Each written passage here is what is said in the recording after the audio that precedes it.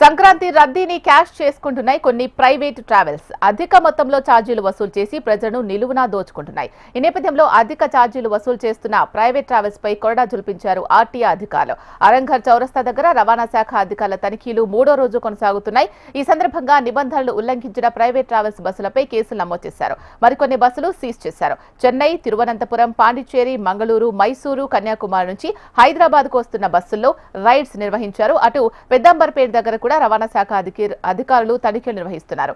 నిబంధనలకు విరుద్ధంగా తిరుగుతున్న 10 బస్సులు సీజ్ చేశారు.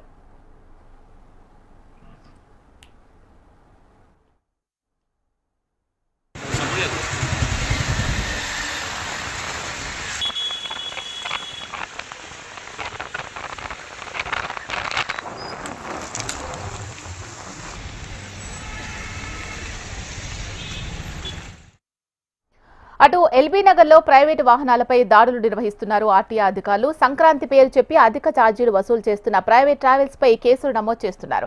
దాదాపు 20 ప్రైవేట్ ట్రావెల్స్ పై కేసు నమోదు చేశారు ఆర్టీఏ అధికారులు.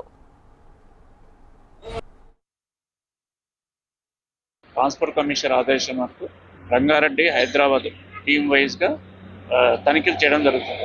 అధిక ఫేర్స్ వసూలు చేయడం జరుగుతుంది. దాని మీద ఫోకస్ ఎక్కువ పెట్టాము.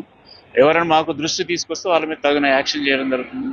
ఇబ్బంది పెట్టకుండా బస్సులు నడుపుకోవాలని కోరుతున్నాం. ఆల్మోస్ట్ ఇప్పటివరకు 250 బస్సులు అండి మేము తనిఖీ చేయడం జరిగింది.